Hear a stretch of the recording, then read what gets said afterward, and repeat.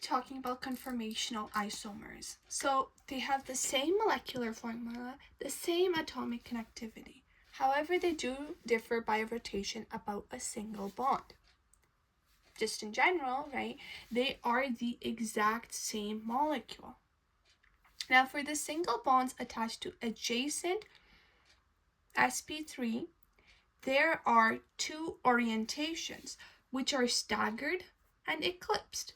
So for staggered one, it is that the carbon bisects the angle formed by two single bonds on the adjacent atom. However, for eclipse, carbon directly lines up with the single bond on the adjacent carbon. So now let's take, for example, C2H6 ethane. So this example over here is a staggered example, and this one is eclipsed. Now for here, what we could see is, just in general, right, none of these really align with one another. So basically this one is symmetrical, right? This with this, this with this, this with this. Here, this one doesn't go this way. It's just that none of these bonds really match. So when we start adding them over or drawing them, basically if I were to look through it, if my eye were right over here and I were looking at this, I would see it something like this, with this one being outwards and that one being inwards.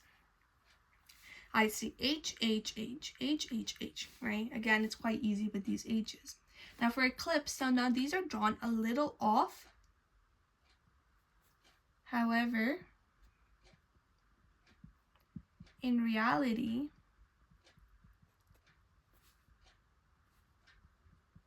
they are exactly overlapped.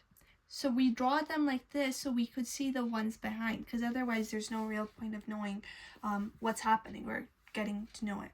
So we have carbon, carbon, and we see these are symmetrical. So when we were to add them together, they would overlap with each other, because I would look at it and both of them would be going this way, both of them would be going up, both of them would be going down.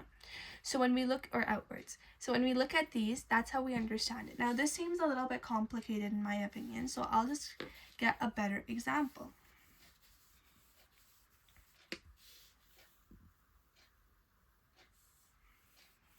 So now let's say we had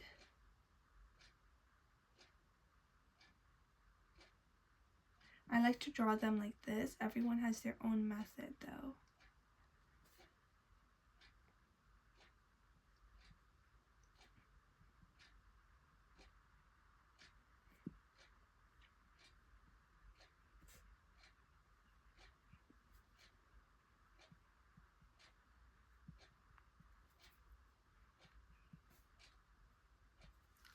So this is how it is. Now just looking at how it's drawn, we could easily conclude this is staggered. Right? So now let's say we were to draw this. So again, I'll have my eye over here. So if I were to look at this way, my eye looks weird though, but if I were to look at it this way, what would I see?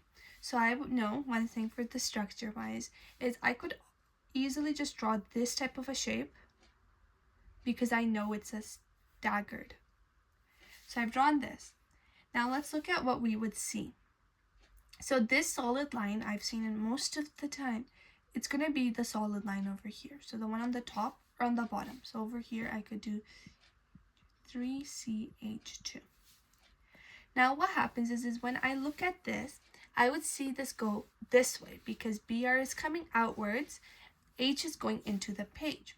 So if H was going into the page and I were to look at it from this way, this would be where H is and this is where BR would be. I don't know how to explain this, so you could look at it like this. Now we have the other one over here.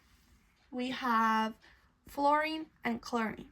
So when I look at this, fluorine is coming out of the page and chlorine is going into the page. So it sometimes seems difficult. However, let's look at another example.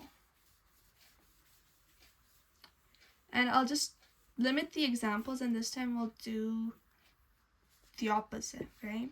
So we'll have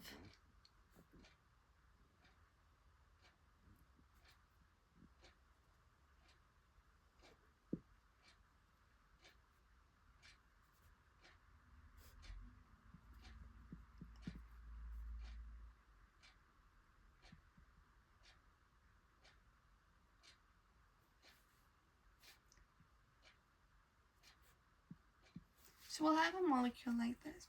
So one thing we could do is we'll have C and a C over here. We know that they must align with each other.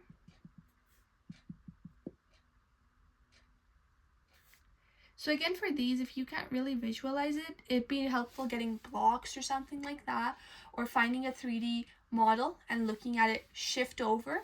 Always think about this. This is always going into the page, that is coming out of the page. So if something's coming out of the page and you were looking this way, right, it'll be on this side. So when I take it like this and I put it like this is the thing I'd be seeing on the outside. So we'd have Br here, as well as H3C, H2C. And we know, oh, sorry, I forgot to add this in. We know how I said the solid lines, so we'll have CH3 on this side and F on this side. Now we have chlorine and hydrogen left. Again, this is the outside, so we have an H. This is the inside, so we have a Cl, and that's it.